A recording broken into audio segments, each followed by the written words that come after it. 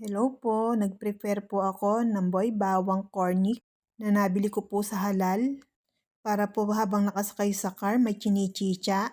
Dahil po kami ay susundo na naman sa aking hipag, sidekick na naman ng peg. At fast forward po, nung nasundo na po namin ang aking hipag, dumaan po kami sa Tesco ng Lisburn. Kasi po kung dun po kami sa Tesco ng Portadown, mamimili, baka po mapagsaraduhan na po kami kaya hinabol na lang po namin yung oras para makapamili po kami ng aming pangangailangan sa buhay. Kasi po maaga po nagsasarado dito ang mga pamilihan, mga 7 or 8 p.m. lang po yata, nagsasarado na. At eto nga po, pumasok na kami sa entrance, sa loob ng Tesco, at kami po ay maghahanap na ng mabibili. At kauna-unahan nga pong pumukaw sa aking pananaw itong mga flowers nga po na to. Sobra pong gaganda, grabe. Nung araw pong namili kami dito sa Tesco, ito po ay araw po ng Mother's Day nung araw po na yon. Bali ngayon ko lang po siya na-post. Tingnan niyo po, ang gaganda oh. Sobra po talaga ang ganda. Sabi ko nga po sa asawa ko, hindi mo ba ako ibibili? Natawa lang siya ka-sweet. Tinago ko rin po yung mag-asawa, yung hipag at bilas ko. Sabi ko, hindi mo ba ako ibibili ka ako si Aryan ng flowers? No comment din po ang si Sweet. Kaya po sabi ko sa hipag ko, kumuha na lang po kami ng tigisa at picturean na lang, ganun. Kunyari nakabili, kunyari may niregalo po sila. Pero hindi po namin ginawa, baka pagbawalan kami, mabatas pa po kami.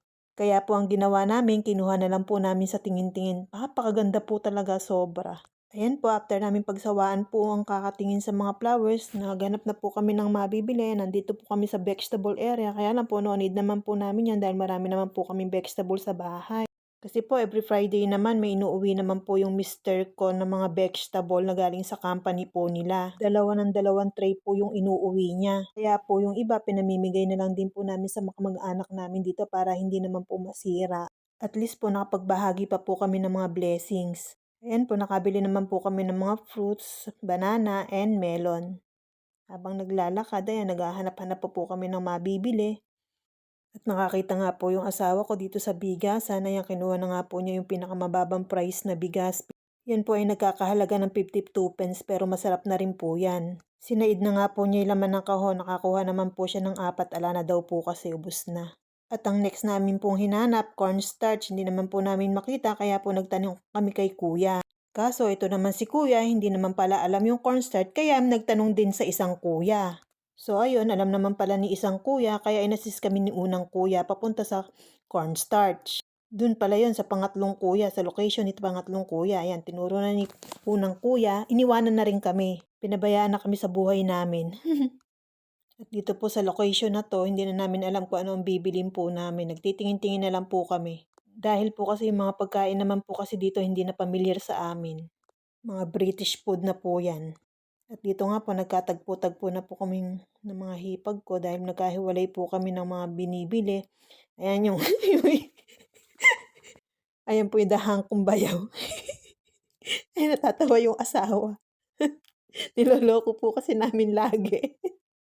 Siya po yung happy pill namin dito sa UK. Pag naboboring po kami, siya nakakapagpasaya sa amin.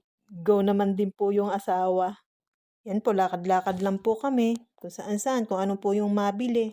Katagal-tagal na nga po namin naglalakad, eri pa rin po yung nabibili namin. Tapos yung mga hipag ko, Diyos ko, ala pa pong laman yung tray. Hirap ng walang pera, window shopping lang ang peg. At dito nga po sa area nito, dahil wala po kaming pan dishwashing, ayan, naghahanap po kami ng maganda-gandang color at medyo mabango-bango. Yan nga po tinuro ko sa mister ko, red, para maiba naman po dahil kasi yung nakakaraan, green po yata yung aming naubos na dishwashing. Ngayon po kaya medyo po nagtagal kami para po kasing hindi po dishwashing. Parang nagtanong pa nga po kami kay kuya kung ito po ba yung dishwashing kasi po iba yung pangalan. Di po ba yan nakapangalan Perry? Ang hinahanap po kasi ng mister ko yung yung Perry dishwashing ang nakalagay sa ilalim. Kaso hindi naman po Perry dishwashing ang nakalagay, parang iba po. We want to make sure lang po kasi.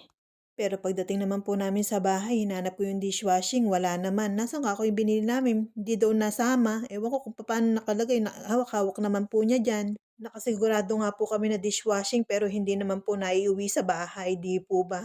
Diyos ko.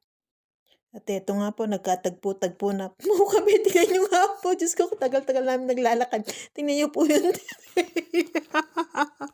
Halos matamis at kape lang po yata yung nabili. Mulagat na yung mata, wala pang nabibili. Kahirap. At eto nga po, patuloy pa rin po kami nag-iisip kung ano pa mabibili. Kahit na po nakukunta na utak ng aking hipag, ayan. Nag-uusap-usap po kami kung ano yung pangangailangan namin. Sa pagkain po kasi sa umagahan, tanghalian, hapunan, bali share-share po kami sa pagkain. Pero yung mga merienda, ganun, yung sarili naming pangangailangan, sarili naming gustong kainin, yun po kanya-kanya po kami. Ayan, tuloy-tuloy lang po ang lakad. Kitang-kita ko pa po yung dishwashing dalawa, isang green at isang red, wala naman naiuwi sa bahay. At ito nga po sa hinaba-haba ng prosesyon sa cashier din ang tuloy. At napansin ko nga po medyo dumami po ang laman ng tray ng dalawa. Kaya lang po habang nire-review ko po yung pagpa-punch ng ng aming pinamili, tinitingnan ko ho at nire-review ko, iniimbestigahan ko kung nasaan napunta yung dalawang dishwashing kasi hindi po talaga ako maka-move on. Halos wala po kasi kaming pinanghugas ng plato kundi yung lang, yung yung sabong panlaba. Tingnan niyo nga ho saan napunta. Nahanap ko samantalang hawak-hawak niya kanina. Ayan po, hanggang sa inisa-isa na po yung aming pinamili. Ayan, may kape, may gatas, asukal. Kape is light po kasi dito dahil sa sobrang lamig. Ayan po, hanggang sa sinilid na po namin yung aming pinamili sa aming dalang bag kasi po obligado po magdala ng bag dito kasi may bayad din po kasi ang supot. Dito naman po sa side nito, ayan, kanya-kanyang punch no need na po ng cashier. At ito nga po, papalabas na kami ng Tesco. Goodbye, see you soon again. Tesco Lisburn. At para kami makakain na, ayan, medyo naligaw pa ang aking hipag. At habang nga po kami papalabas, may nakita kami na magandang dog. Ka-cute-cute nanda, cute-cute-cute, cute-cute-cute. Ayan po, nakalabas na kami. Kaya lang, ang problema po namin, di namin po alam kung saan namin naparada si Greenie. Naku po, Greenie, where are you? Nagkaka-amnesia na po kami, lalo na po itong asawa ko. Diyos ko, may amnesia po ito. Dahil po kasi sa daming problema, iniisip, gawain. Kaya po kadalasan nakakalimot na. Marami po siyang mga bagay na naiwawala na hindi na niya alam kung saan niya po na ilalagay. At ito nga po, nakita namin si Greenie. Sige po, marami pong salamat. Thank you for watching, guys.